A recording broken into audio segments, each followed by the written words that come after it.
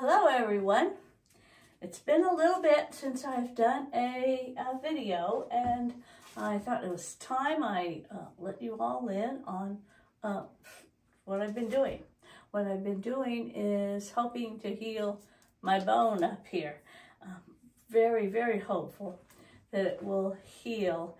I have about, well, I'm now in 14 weeks, so I'm hoping in another 2 weeks I will see the doctor again, 2 or 3 weeks, and they will see that the bone is starting to grow in between. They say it's lined up, it's just not growing enough yet. So I'm very hopeful. I really don't want to have surgery if I can help it.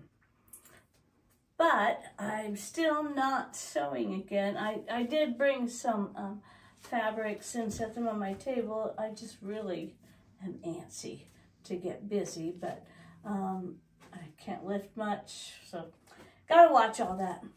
I have been going to shows though, and one of the patterns that is very popular when I'm at quilt shows is this one right here.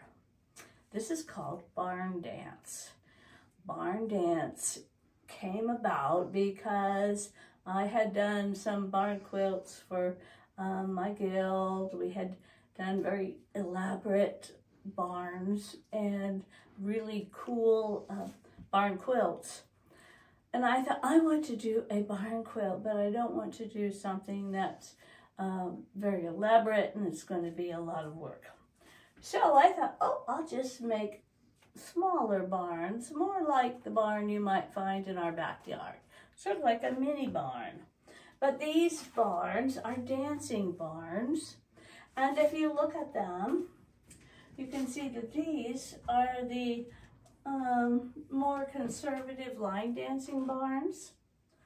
And then over there, those are the more risque pole dancing barns.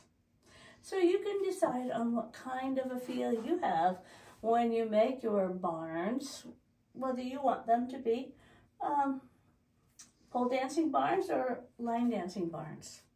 The barns are not difficult to make at all. I did use, and what I like to use to make them is freezer paper applique. And I do have another video out there, some other patterns. I've used freezer paper applique. And the directions are in the pattern. Directions are in here. Basically, you just need to have some freezer paper. And you are going to trace your barn on the freezer paper. You're going to use 2 or 3 pieces of freezer paper and have them stuck together with an iron. And then you can take your barn fabric right here and you can turn it over the edges of your barn and press it, and then it's ready to stitch down. I stitched my barns with the blanket stitch. And then of course I put this on too. I guess I put that on before I did the stitching down here. So the barns each have a window in the top where the barn door might be, and in the pattern there are several different, probably 8 different possibilities of blocks that you can foundation paper piece, because these need to finish at 3.5 inches so that they will fit into the barn door hole there. And I thought some blocks are fairly easy. Maybe this one right here is just like a little shoe fly block.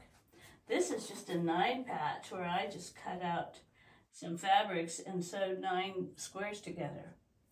But some blocks can get to be a little more finicky.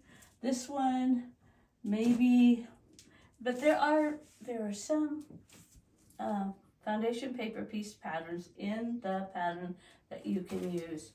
And then I thought if you even find a good fabric that you like, you could cut out a square of that fabric and use that for your barn, for a barn block.